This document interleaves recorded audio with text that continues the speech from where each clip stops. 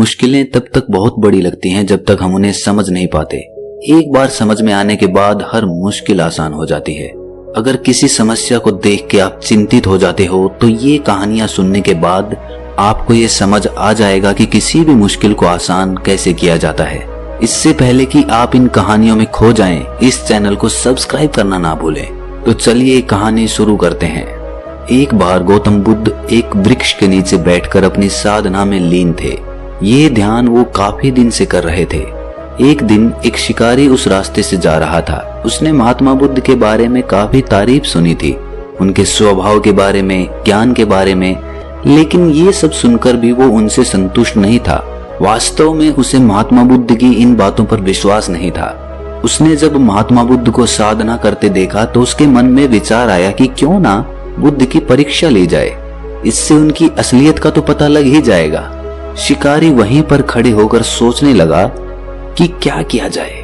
तुरंत उसके मन में एक विचार आया। शिकारी ने पत्थर उठाकर साधना में लीन बुद्ध को फेंक कर मारा। वो पत्थर बहुत जोर से बुद्ध को लगा, लेकिन उन्होंने कोई प्रतिक्रिया नहीं दी। वो चुपचाप अपनी साधना में लीन रहे। शिकारी कुछ देर तक महात्मा बुद्ध की तरफ देखकर सोचता रहा कि अब महात्मा बुद्ध कुछ प्रतिक्रिया करेंगे, किंतु महात्मा बुद्ध अपनी साधना में लीन थे। उन्होंने कोई प्रतिक्रिया नहीं की। शिकारी बहुत ही उद्दंड प्रवृत्ति का था। कुछ देर बाद उसने फिर से पत्थर फेंका। वो पत्थर अब की बार महात्मा बुद्ध की आंख पर लगा और उस जगह से खून बहने लगा। महात्मा बुद्ध को महसूस हो गया था कि उनके शरीर से रक्त बह रहा है, लेकिन तब भी वो अपने ध्यान में लीन बैठे रहे। ये देख वो शिकारी और ज्यादा क्रोधित हो गया। उसे समझ नहीं आ रहा था कि इतनी चोट के बाद भी वो कोई प्रतिक्रिया क्यों नहीं दे रहे हैं। तब उसने और क्रोध में एक और पत्थर फेंक कर मारा। अब की बार बुद्ध के शरीर से बहुत ज्यादा खून बहने लगा था। उन्हें इतनी पीड़ा हो रही थी कि उनकी आंखों से आंसू बहने लगे थे, लेकिन तब भी उन्होंने अपनी साधना नहीं छोड़ी। ये देख शिकारी से अब रहा नहीं गया और वो उनके पास जाकर बोला कि हे महात्मा, मुझे आपसे कुछ पूछना है। बुद्ध ने अपनी आंखें खोली। बुद्ध की आंखों की चमक से वो आदमी हैरान हो गया। बुद्ध ने कहा, पूछो, क्या पूछना है? शिकारी ने कहा कि जब मैंने आपको पत्थर मारा तो आपने कोई प्रतिक्रिया नहीं दी, जबकि चोट आपको लगी है, आपको पीड़ा भी हो रही है, लेकिन तब भी आपने कुछ नहीं कहा। तब महात्मा बुद्ध ने बड़ी ही सरलता के साथ कहा, क्योंकि इससे मेरे शरीर को कष्ट हुआ है, मेरे मन मस्तिष्क को नहीं। ये सुन शिकारी अचंभित रह गया। उसने फिर महात्मा बुद्ध से पूछा, फिर आपकी आंखों से आंसू क्यों बह रहे थे? इस पर महात्मा बुद्ध ने कहा, तुम्हारे द्वारा किए गए अनुचित कार्य के परिणाम के बारे में मेरा मस्तिष्क, मेरी आत्मा विचार करके रो रही थी। तुमने इतना बड़ा पाप किया है और तुम्हें तो इसके बारे में आभास भी नहीं है। तुम्हें इसकी कैसी सजा मिलेगी तुमको तो ये भी नहीं पता। मेरे मस्तिष्क में यही विचार आ रहा था।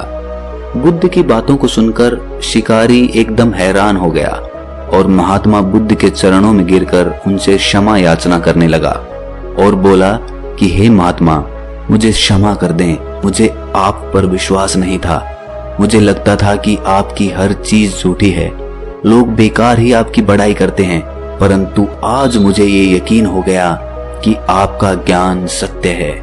मुझे क्षमा कर दें और अपने पास शरण दें। बुद्ध बहुत ही दयालु प्रवृत्ति के थे। उन्होंने शिकारी से कुछ नहीं कहा। उन्होंने उसे माफ कर दिया और उसे अपना आशीर्वाद दे दिया। वो शिकारी महात्मा बुद्ध का आशीर्वाद पाकर एक महान साधक के रूप में जीवन व्यतीत करने लगा। दोस्तों, इस कहानी से हमें कुछ सीखने को मिलता है। सबसे पहले, जब भी हम ध्यान करते हैं तो हमें छोटी मोटी चीजें ही विचलित कर देती हैं। कहीं से कोई आवाज आई और हमारा ध्यान टूट गया। हमारे मन में कोई विचार उठा और हमारा ध्यान भंग हो गया। लेकिन निरंतर ध्यान का अभ्यास करने से हमारा ध्यान इतना मजबूत हो जाता है कि कोई हमें पत्थर भी फेंक कर मारेगा तो भी हमारा ध्यान भंग नहीं होगा। दूसरी बात, पीड़ा पहुंचाने वाले से क्षमा करने वाला बहुत महान होता है।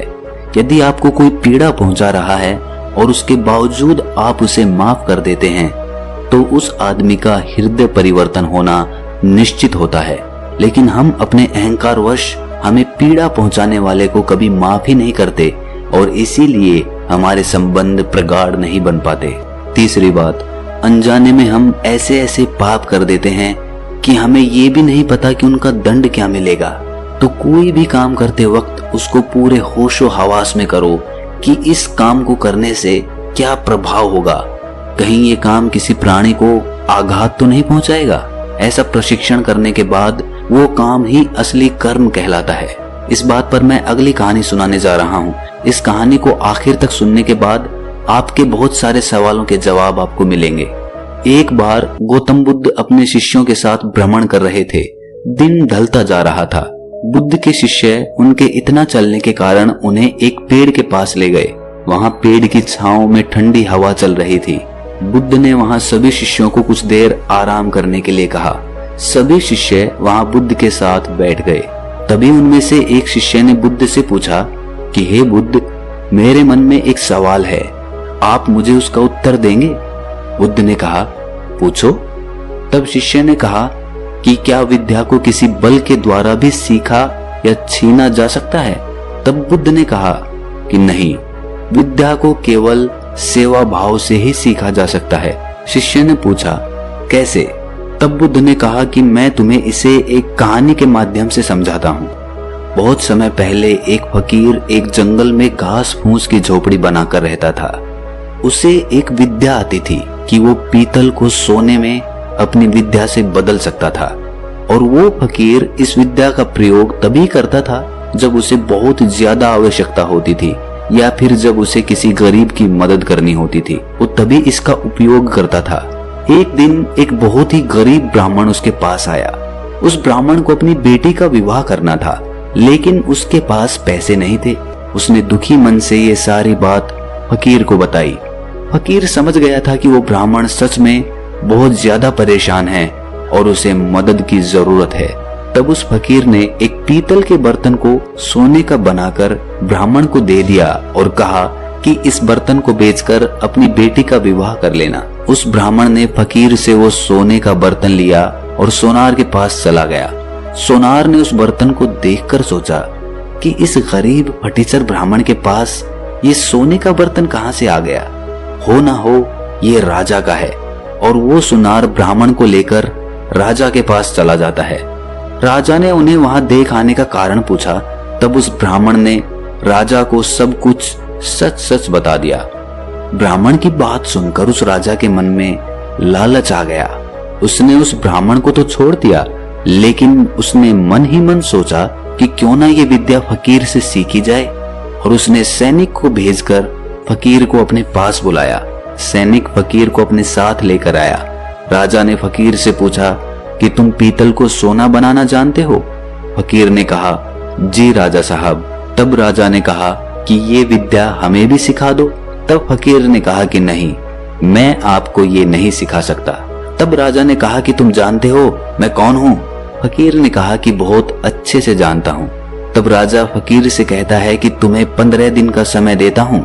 यदि तुमने मुझे ये विद्या नहीं सिखाई तो तुम्हें फांसी पर चढ़ा दिया जाएगा। अब राजा रोज प्रत्येक दिन फकीर के पास अपने एक सिपाही को भेजता था कि वो उसे विद्या सिखाएगा या नहीं, लेकिन फकीर रोज मना कर देता था। तब राजा समझ गया कि धमकी देकर या जोर जबरदस्ती से फकीर को नहीं मनाया जा सकता। तब उसने कोई दूसरा उपाय सोचा। जब 15 दिन पूरे होने में 7 दिन बाकी थे, तब राजा रोज फकीर के पास भेष बदल कर जाता है और रोज उसकी सेवा करता है। राजा ने फकीर की इतनी सेवा की कि वो खुश हो गया और फकीर ने पूछा कि बता तू क्या चाहता है? तब उसने कहा कि आप मुझे ये विद्या सिखा दीजिए जिससे आप पीतल को सोने में परिवर्तित कर देते हैं। फकीर मान गया और उसे वो विद्या सिखा दी और कहा कि याद रखना कि इसे तुम केवल दुखी लोगों की मदद के लिए ही इस्तेमाल करना। उसके बाद राजा अपने महल में वापस आ जाता है और जब 15 दिन पूरे हो जाते हैं तब वो फकीर को अपने महल में बुलाता है और उससे कहता है कि बता तू विद्या सिखाने को तैयार है या नहीं? तब फकीर ने कहा कि नहीं। राजा ने कहा कि तुम्हें फांसी की सजा हो जाएगी। तब फकीर ने कहा कि आप मुझे फांसी ही चढ़ा दो। तब राजा हंसने लगता है और कहता है कि जिस विद्या पर तुम्हें इतना नाज है वो विद्या अब मैं जानता हूँ। और उसने फकीर को एक पीतल का बर्तन सोने का करके दिखा दिया। तब फकीर ने कहा कि राजन, तुमने ये विद्या किसी की सेवा करके सीखी है, किसी को डरा धमका कर ये नहीं सीखी जा सकती।